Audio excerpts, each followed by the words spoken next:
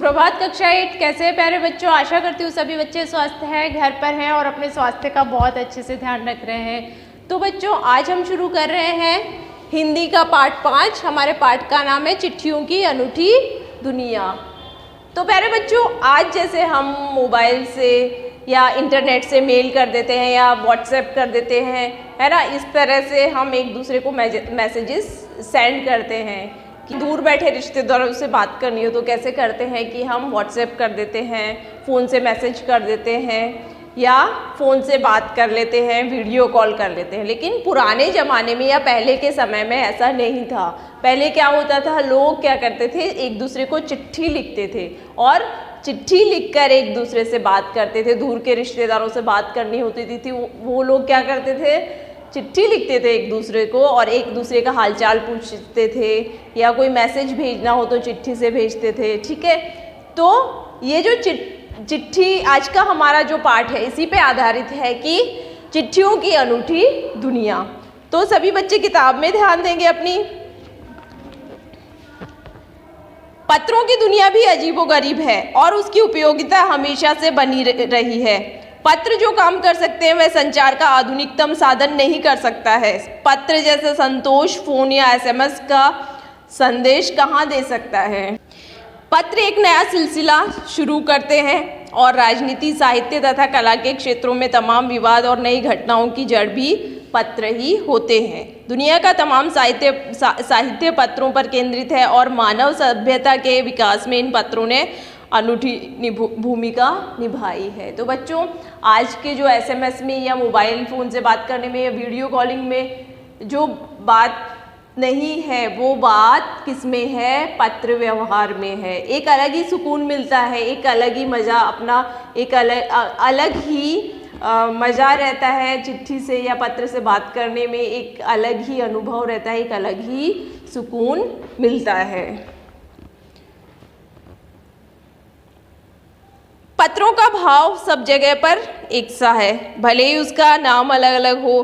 पत्र को उर्दू में खत, संस्कृत में पत्र, कन्नड़ में कागज, तेलुगु में उत्तरम, जाबू और लेख तथा तमिल में कड़ित कहा जाता है। तो पत्र को अलग अलग भाषाओं में अलग अलग नाम से जाना जाता है। पत्र यादों को सहेज कर रखते हैं, इसमें कोई संदेह नहीं है। हर एक की अपनी पत्र लेखन कला है।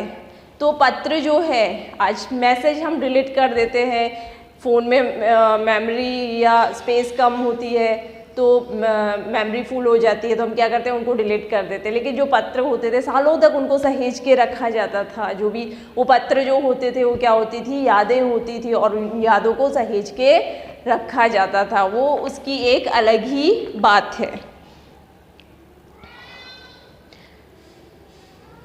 इसमें कोई संदेह नहीं है, हर एक की अपनी पत्र लेखन कला है और हर एक के पत्रों का अपना दायरा है। दुनिया भर में रोज करोड़ों पत्र एक दूसरे को तलाशते तमाम ठिकानों पर पहुंचते हैं।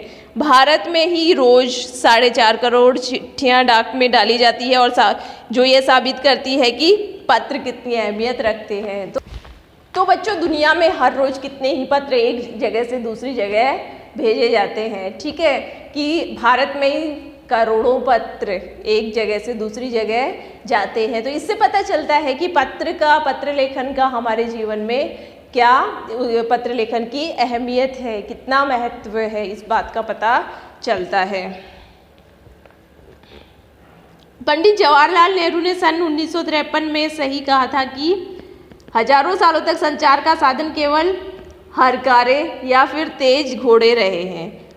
उसके बाद पहिए आए, पर रेलवे और तार से भारी बदलाव आया। तार ने रेलों से भी तेज गति से संवाद पहुंचाने का सिलसिला शुरू किया। अब टेलीफोन, वायरलेस और आगे रेडार, दुनिया बदल रहा है। तो पहले जैसे हजारों सालों तक संचार का साधन केवल क्या रहते थे, हरकारे यानी कि रनर्स रहते थे, या फिर बाद में घोड़े या फिर पहिए का आविष्कार हुआ। तो ऐसे बदलाव होते रहे। लेकिन जब ट्रेन का आविष्कार हुआ, रेलगाड़ी का आविष्कार हुआ, फिर तार, जैसे तार किसी को लिखा जाता है तो वो फटाफट पहुंच जाता है। तो इस तरह से संचार के माध्यम में क्रांति आती रही है। तार ने रेलों से भी तेज गति से संवाद पहुंचाने का सिलसिला शुरू किया। अब टेलीफोन, वायरलेस और आगे रेडार दुनिया बदल रहा है। तो फिर टेलीफोन का आविष्कार हुआ, फिर वायरलेस का आविष्कार हुआ और अब जो है हमारे पास मोबाइल, जो स्मार्टफोन आ गए हैं, उनसे हम फटाफट से मैसेज करते हैं और पल भर में वो मैसेज सामने वाला चाहे कितनी भी दूर दुनिया में किसी भी जगह पे हो उसके पास वो पहुंच जाते हैं। पिछली शताब्दी में पत्र लेखन ने एक कला का रूप ले लिया। डाक व्यवस्था के सुधार के साथ पत्रों को सही दिशा देने के लिए विशेष प्रयास किए गए। पत्र संस्कृति विकसित करने के लिए स्कूली पाठ्यक्रमों में पत्र लेखन का विषय भी शामिल किया गया। तो पत्र लेखन की संस्कृति को विकसित करने के लिए कि बच्चों को भी इनका ज्ञान हो, इसलिए आपके पाठ्यक्रम में भी इसको शामिल किया गया। भारत ही नहीं, दुनिया के कई देशों में ये प्रयास चले कि विश्व डाक संघ ने अपनी ओर से काफ़ी प्रयास किए। तो भारत में ही नहीं बल्कि पूरी दुनिया के कई देशों में ये प्रयास चले और विश्व डाक संघ ने अपनी ओर से भी काफ़ी प्रयास किए। विश्व डाक संघ की ओर से 16 वर्ष से कम आयु वर्ग के बच्चों के लिए पत्र लेखन प्रतियोगिताएं आयोजित कराने का सिलसिला सन 1972 से शुरू किया गया। विश्व डाक संघ की ओर से 16 वर्ष से कम आयु वर्ग के बच्चों के लिए पत्र लेखन प्रतियोगिता आयोजित कराने का सिलसिला सन 1972 से शुरू किया गया। तो विश्व डाक संघ की तरफ से 16 वर्ष से कम उम्र के बच्चों के लिए पत्र लेखन प्रतियोगिता का आयोजन करवाना शुरू किया गया, जिससे कि बच्चों में पत्र लेखन के प्रति उत्साह जन्मे या उत्साहित हो वो और उनको इस पत्र लेखन के प्रति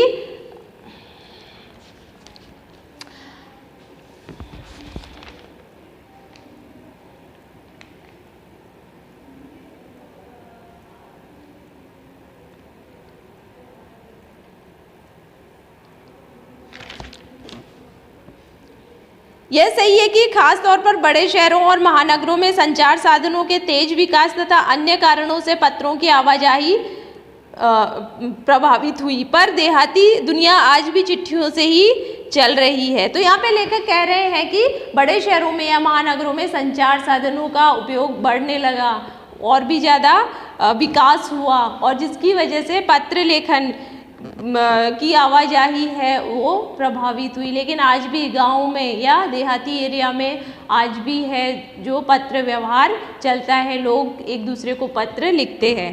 फैक्स, ईमेल, टेलीफोन तथा मोबाइल ने चिट्ठियों की तेजी को रोका है, पर व्यापारिक डाक की संख्या लगातार बढ़ रही है। तो जैसे कि फैक्स, ईमेल और टेलीफोन तथा मोबाइल की वजह से चिट्ठियाँ लिखने का सिलसिला बहुत कम हो गया है, लेकिन फिर भी व्यापारिक डाक की संख्या लगातार बढ़ रही है कि व्यापार के सिलसिले में जो भी पत्र व्यवहार किया जा रहा था उसमें बढ़ोतरी हुई है। जहाँ तक पत्रों का सवाल है, अगर आप बारीकी से उसकी तह में जाएं तो आपको ऐसा कोई नहीं मिलेगा जिसने कभी किसी को पत्र न लिखा हो या न लिखाया हो या पत्रों का बेसब्री से जिसने इंतजार न किया हो। तो अगर पत्र लेखन की तह में हम बारीकी से जाएंगे तो ऐसा कोई इंसान नहीं मिलेगा जिसने अपने जीवन में कभी पत्र ना लिखा हो या किसी से लिखाया ना हो या किसी के पत्र का इंतजार न किया हो। हर एक इंसान रहता है। अब तो इन चीज़ों में बहुत कमी आ गई है, लेकिन पुराने ज़माने में लोग बहुत बेसब्री से इंतजार करते थे कि पत्र आएगा किसी का, उनके रिश्तेदारों का, जो रिश्तेदार बाहर